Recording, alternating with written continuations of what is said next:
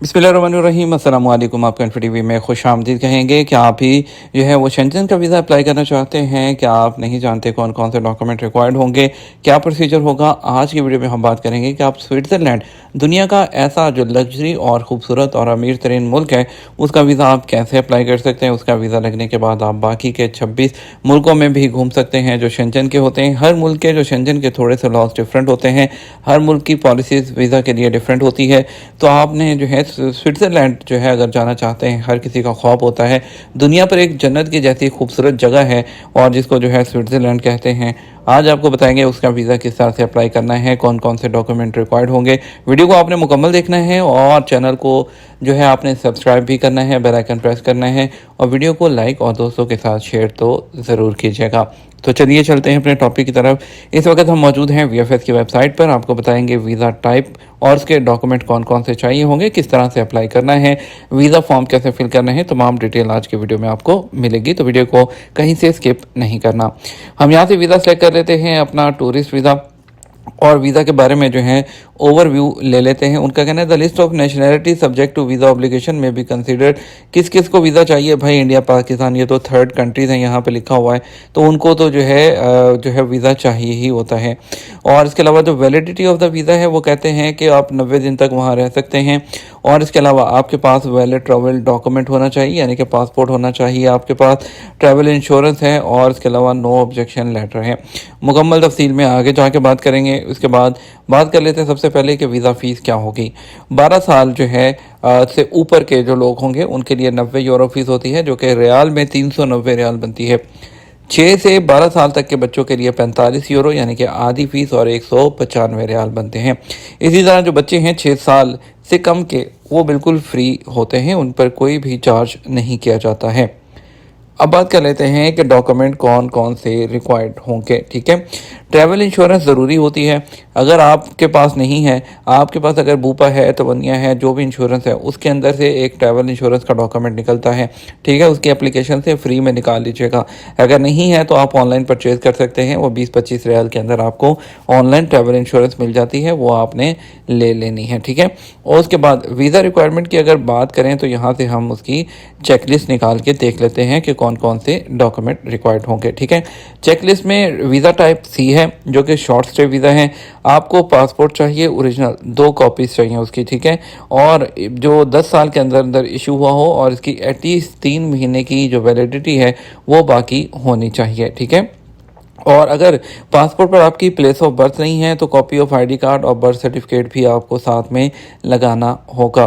Visa application form जो है वो आपको जो है उनका कहना है कि फ़िल करना होगा। ठीक है, और 2 दफ़ा उसके जो हैं वो साइन करने हैं।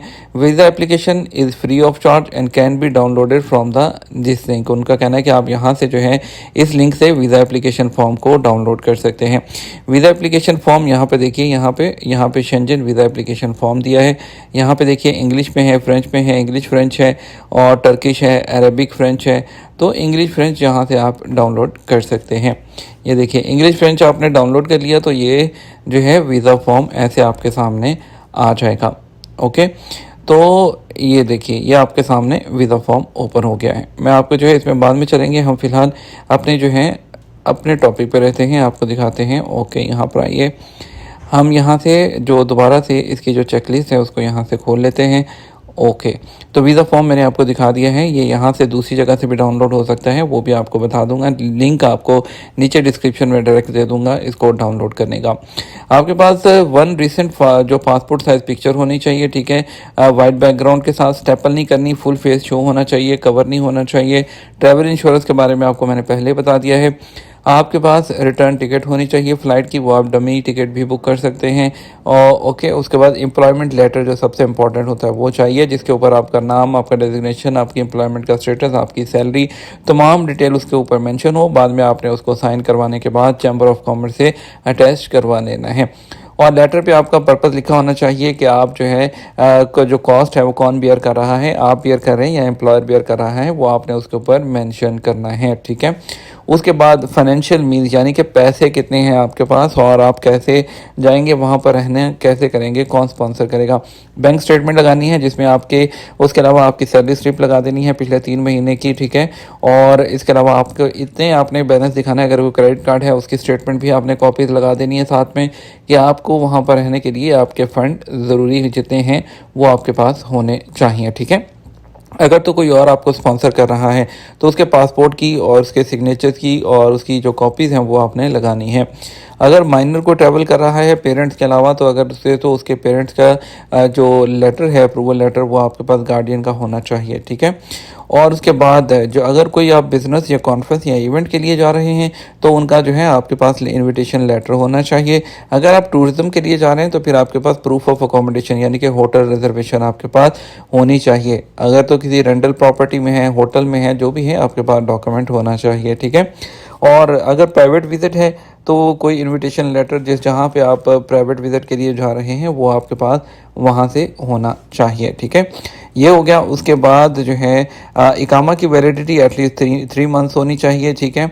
और उसके बाद exit entry, copy of electronic exit entry, the visa must be valid beyond the intended date departure from the territory of the Schengen date. The expiry date of the इकामा needs to be shown the exit entry visa submitted, ठीक है। आपका जो visa है 3 month तक आपकी जो है वो इकामा वैलिड होना चाहिए, आपने जब तक वापस आना है। और इसके अलावा एग्जिट एंट्री की कॉपी आपको देनी है मुकीम से प्रिंट निकाल के इंग्लिश में, ठीक है। उसके अलावा गोसी का प्रिंट निकालना है जो कि आपका इंग्लिश में होना चाहिए। बैंक स्टेटमेंट आपने लगानी है पिछले नॉन सऊदी के लिए 6 महीने होती है, सऊदियों के लिए 3 महीने होती है, तो आपने 6 महीने की लगा देनी है एहतियातन, ठीक है। और इसके अलावा जो है अगर बात करें तो जनरल इन्फॉर्मेशन जो है वो उन्होंने यहाँ पर उसके कुछ पॉइंट्स लिखे हुए हैं। और ये तो हो गया सारा। आपने ये चेकलिस्ट जो है ये भी डाउनलोड करनी है, ये सबसे ऊपर लगेगी, ठीक है। यहाँ पे डेट लिखनी है, यहाँ पे आपने अपने साइन करने हैं, यहाँ पे जो वीएफएस वाला है जब डॉक्यूमेंट जमा कराएंगे वो अपने साइन करेगा, ठीक है। इसके नीचे आपने इसी सीक्वेंस में तमाम डॉक्यूमेंट जो आपको बताए हैं वो आपने लगा देने हैं ये फॉर्म फिल करने के साथ। ये फॉर्म फिल करना है, ठीक है। और इस फॉर्म के अंदर जो वही डाटा होता है जो सारे फॉर्म्स के अंदर होता है, आपकी पर्सनल डिटेल, आप ट्रैवल क्यों कर रहे हैं, आपका शादी का स्टेटस क्या है, उससे पहले कहाँ कहाँ सफ़र किया है, ये तमाम चीज़ें हैं इसके अंदर, किस पर्पज़ के लिए जा रहे हैं, कब से कब जा रहे हैं, ये तमाम चीज़ें हैं जो कि आपने तसल्ली के साथ बैठ के फिल कर लेनी है। अगर खुद से फिल नहीं करनी तो आप वीएफएस से भी वहाँ से फिल करवा सकते हैं, लेकिन वो आपको एक्स्ट्रा चार्ज करेंगे, ठीक है। और उसके बाद डॉक्यूमेंट्स तो मैंने आपको तमाम बता दिए हैं, ठीक है। और फ़ोटो भी आपको बता दी है, ये ऐसी होनी चाहिए। प्रोसेसिंग का टाइम जो है इसके लिए यूजुअली जो है उनका कहना है कि 10 वर्किंग डेज़ होते हैं, लेकिन डिपेंड करता है आपके केस टू केस पर, लेकिन नॉर्मली 10 वर्किंग डेज़ के अंदर आ जाता है, ठीक है। और बाकी एप्लीकेशन फॉर्म का लिंक आपको नीचे डिस्क्रिप्शन में मिल जाएगा। आपने करना क्या है, आपने सिंपली वीएफएस की वेबसाइट पर आना है, आपने यहाँ पे ये बुक अपॉइंटमेंट पे आपने क्लिक कर देना है। और बुक एन अपॉइंटमेंट पर क्लिक करने के बाद आपने अपना टाइम और वक्त सेलेक्ट करते हुए आपने वीएफएस से अपॉइंटमेंट ले लेनी है। तमाम डॉक्यूमेंट जो आपको बताए गए हैं इन डॉक्यूमेंट के साथ वहाँ जाना है और अपने डॉक्यूमेंट तमाम जो पेपर्स बताए हैं उसके साथ यहाँ पर सबमिट कर देने हैं। 10 दिन के अंदर अंदर आपको वीएफएस का मैसेज आ जाएगा कि आपका पासपोर्ट रेडी है। अगर आपने कोरियर सेलेक्ट किया है तो पासपोर्ट आपके कोरियर पर आपको घर पे या जो भी एड्रेस दिया होगा मौसूल हो जाएगा, वीज़ा स्टैंप के साथ या वीज़ा रिजेक्शन लेटर के साथ। उम्मीद करते हैं वीडियो आपको पसंद आएगी। अगर आपको जो है हमारी हेल्प चाहिए, आप जो है किसी भी तरह की, आप हमें ईमेल कर सकते हैं वसीमराना vlogs@gmail.com पर। अपना ख्याल रखिएगा। अस्सलाम वालेकुम।